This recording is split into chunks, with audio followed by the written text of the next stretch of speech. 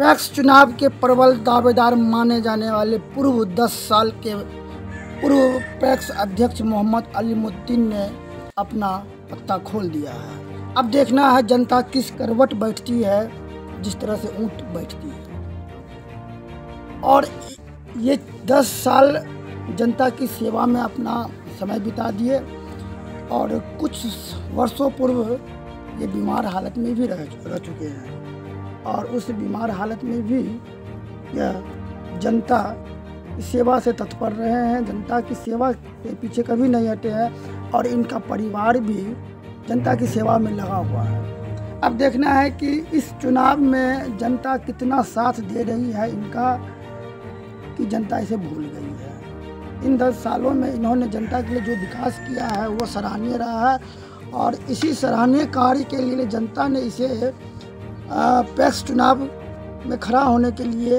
उतारा है।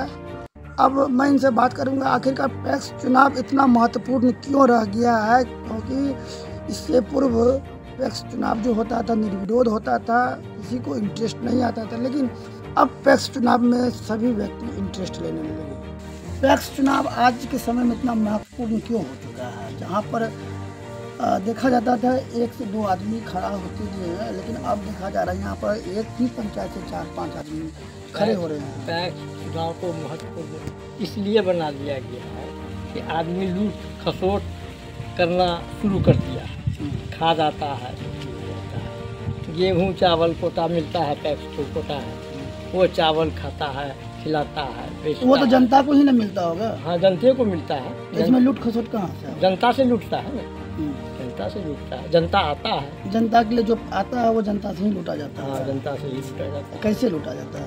मान लिया आपको 10 किलो मिल रहा है, आपको 5 किलो दे दिया, कह दिया कि अगला महीना लेना 5 किलो।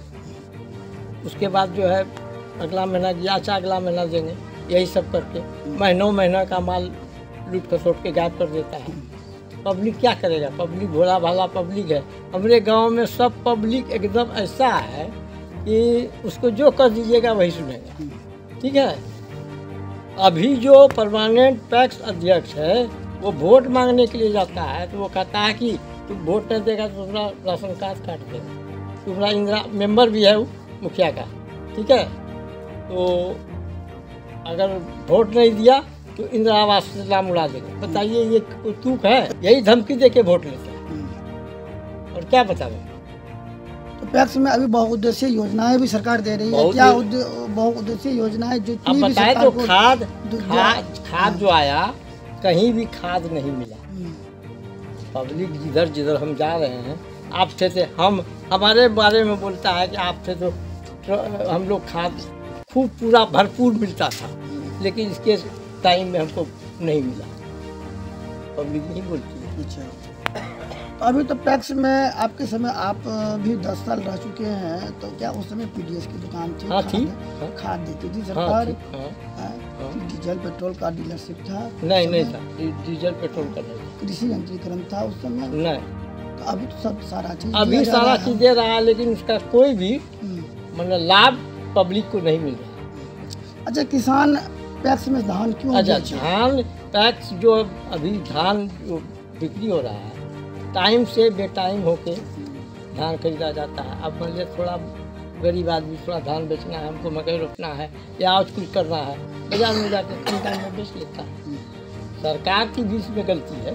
एक चीज आप ये बताइए कि जो छोटे तबके के किसान हैं, जो लीजधारी किसान हैं, उनको सरकार के द्वारा पैक्स से कोई सुविधाएं नहीं मिल रही है। कुछ जैसे नहीं। कि आप मान लीजिए कि कोई व्यक्ति 2 क्विंटल 5 क्विंटल उपजाता है तो वो तो नहीं बेच सकता है। ना, एक चुटकी धान उन लोगों का नहीं लिया जाता है। वो तो धान अभी भी जो धान का बड़ा अधिप्राप्ति हो रहा है, गांव में मेरा धान है कहाँ? धान का खेती नहीं। ठीक है, सब धान बाहर से लगता है। चलिए मान लीजिए कि पैक्स में रेट ऊंचा मिलता है, फिर भी किसान दौड़ रहा है गुलाब बाग की ओर। रेट मिलता, वही पैसा नहीं मिलता है टाइम से। मान लिया हमको 10 कुंटल 5 कुंटल बेचना है, आप दे दिए, आपको तो पैसा आएगा, खाता में आएगा, आ जा रहा है, कल आ रहा है, दौड़ते दौड़ते परेशान हो रहा है। हमको इमरजेंसी है, हमको तो बेचना। ये समस्या तो पहले भी होती थी। हाँ, पहले भी था। और अभी भी है अभी भी समस्या। है। सरकार की इसमें कोई ये है। सरकार भी नाकामयाब हो रही हाँ। है टैक्स के लिए। हाँ एकदम। तो आप जनता के बीच में जो आना चाह रहे हैं फिर से दोबारा टैक्स के चुनाव को लेकर जनता की सहायता किस तरह से आप करना चाहेंगे? जनता का सहायता पहले भी हम किए हैं, अब जो है कुछ बेनिफिट ज़्यादा मिलेगा, इसलिए कि सरकार अभी जो है टैक्स में जो है किसान के लिए सुनते हैं गाड़ी दिया है और कुछ क्या सब दिया है। कृषि यंत्रीकरण दिया है। हाँ, कृषि यंत्रीकरण दिया है। बहुउद्देशीय योजनाएं हैं, हाँ, जैसे कि योजनाएं हैं। डीलरशिप, हाँ। डीजल का डीलरशिप भी हाँ, दिया गया, वो मछली भी पालन दिया है। दिया गया है। बहुत दिया गया है, लेकिन क्या आप सक्षम हो पाएंगे योजना लाने के लिए? एकदम सक्षम हैं हम, सक्षम हैं हम, इसलिए कि 10 साल का अनुभव है मेरे पास।